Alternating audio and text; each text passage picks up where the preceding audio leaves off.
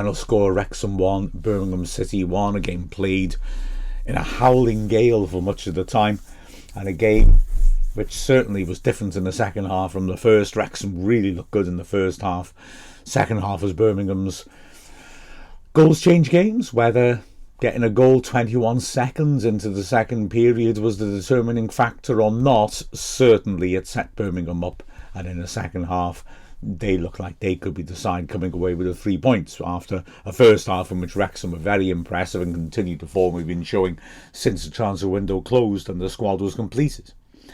So Wrexham made one change, Callum Doyle coming in for Lewis Brunt in a left-sided centre-back position, and the first 10 minutes Birmingham had the vast majority of the ball but didn't lay a glove on us. We were in that comfortable mid-block position, just allowing them to pass the ball around in front of us. We were unperturbed by it, and when we got the chance to break, it was a flurry of chances which concluded in a goal. We got our first chance in the 12th minute, we were ahead in the 13th. It starts off when the ball is picked up by Longman on the left-hand side after Wrexham are driving forwards. He cuts in and drives a really good shot. It's on target. Leonard does well to get across, get his head to it and deflect it over the bar for the corner. We work that corner beautifully. Now, Birmingham, as we know, are concerned about their defending from set pieces.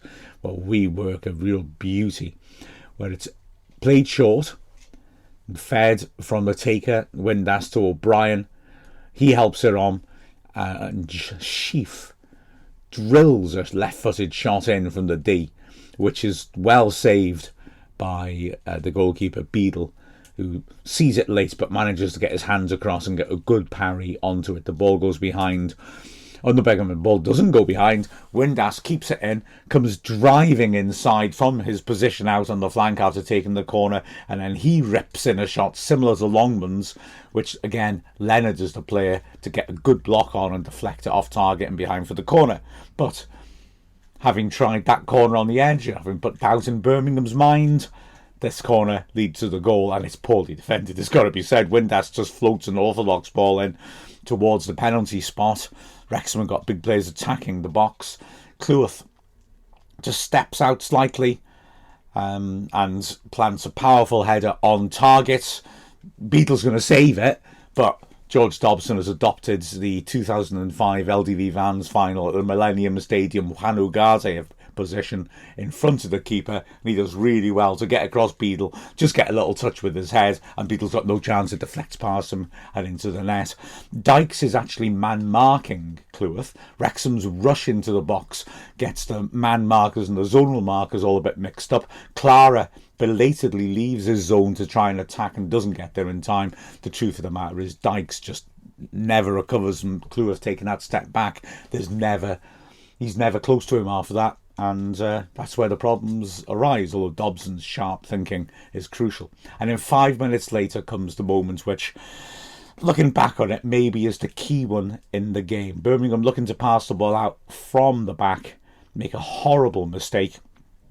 It's Leonard coming back, completely gets his pass wrong. He's trying to just work it backwards into the penalty area to Clara. He hasn't looked over his shoulder and seen that Lewis O'Brien is there, and O'Brien suddenly is just left one-on-one in the box through the middle, just to keep it a piece all on his own. And Beadle saves it, and Beadle goes down. You know, he tries to make a long barrier, goes down too soon, and O'Brien, if he just elevates it, it's all scores. It's a hell of a chance. But he drives it flat, and that's what Beadle wants, and he saves it with his legs, and a huge opportunity has been passed up. At 2-0, I think Birmingham, who weren't really they were getting into the game in terms of taking it to us, they had lots of the ball, but they weren't really threatening us, would have had a major problem. As it was, with just a 1-goal deficit, they did have a couple of good moments. In fact, Arthur Okonkwo had to make a couple of good saves to deny them. Firstly, a free kick on the left flank, just level the edge of the area. Leonard drills it in with power. It takes a nasty deflection. It's a great save by Okonkwo because it's heading at speed towards the bottom left corner. But he lunges in and is able to push it around the post. And then the next save, 6 minutes later, Damari Gray with a fabulous run through the middle. He beats two players and then drills a shot from the edge of the D, which is heading towards the top left corner. And again, Okonkwo does well, gets across full stretch, pushes the ball around the post for another corner. We, though, regain control, and to be fair, throughout the first half, I would say control's the key thing. You know, we have those moments and there's one more to come, but essentially we're looking in good control of things here. And let's be honest, those two chances are a free kick and a shot from outside the box. It's not as if they're getting in the area and making chances.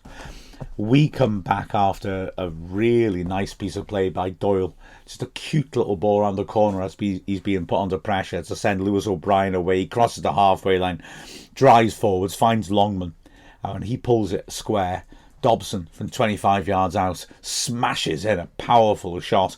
Beadle definitely sees it late as a crowd in front of him and reacts really well to parry the ball clear. It could easily have gone through him because it's going at pace.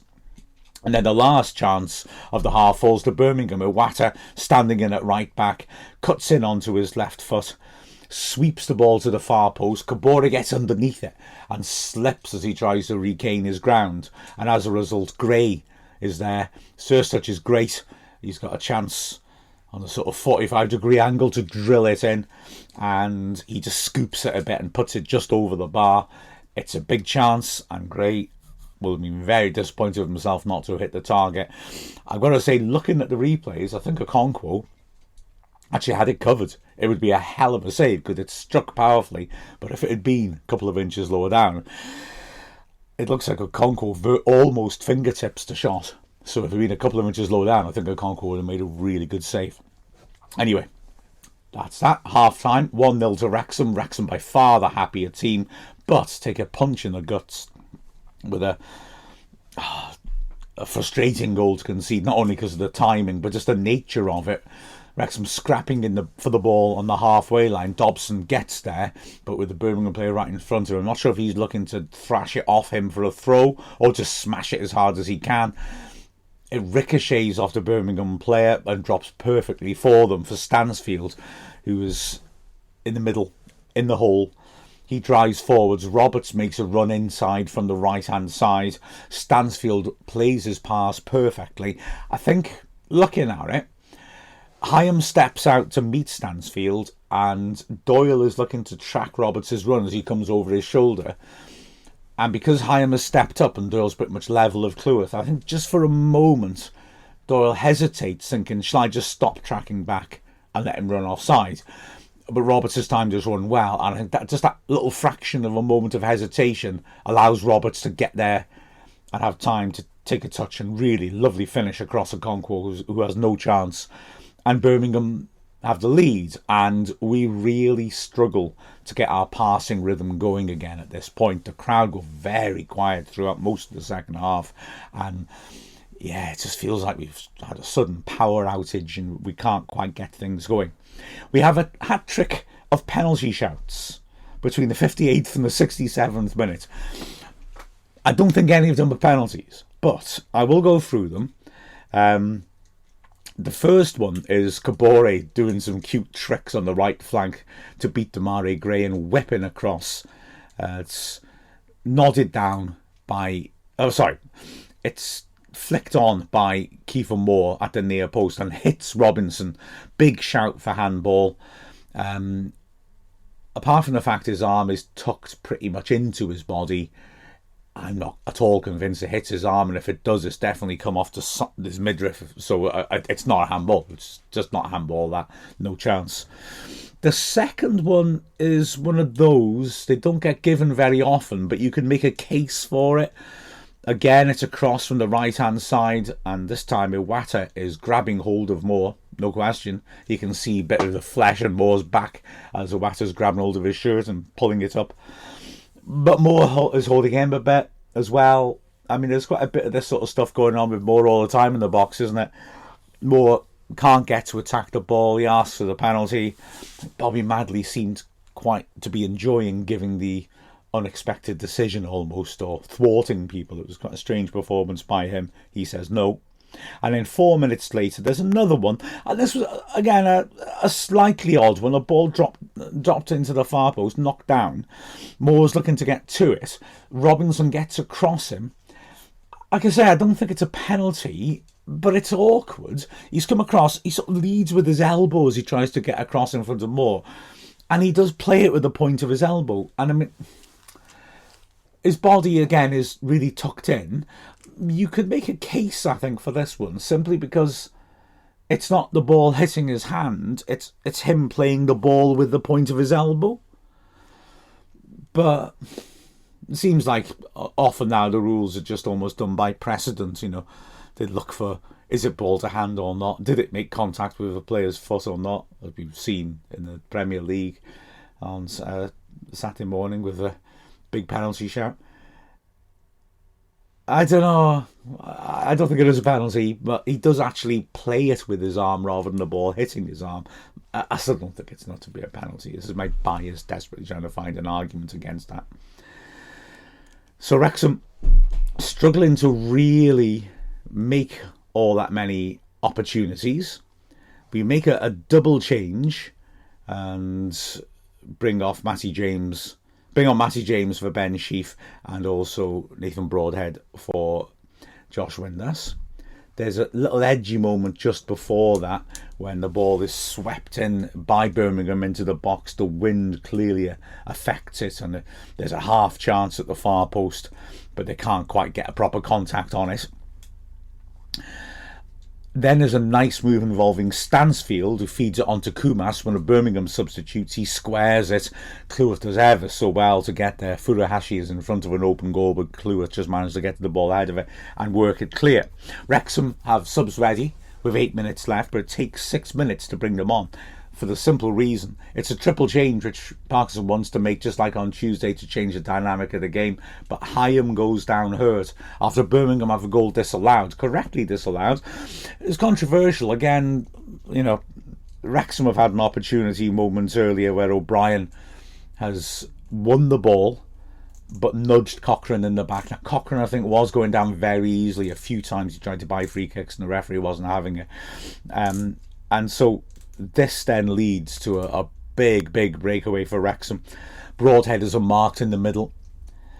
Kabore goes tearing down the flank, having received it from O'Brien, whips the ball in early. It's just too high for Broadhead, who's on his own in the box. Moore picks her up in space on the left side of the box. It's still a hell of a chance, but I don't think he picks the right option. He looks to chip it quite quickly back into the far post. There's nobody there. When Dobson's made a great run and is screaming for the pullback, and Broadhead is there in the box unmarked still.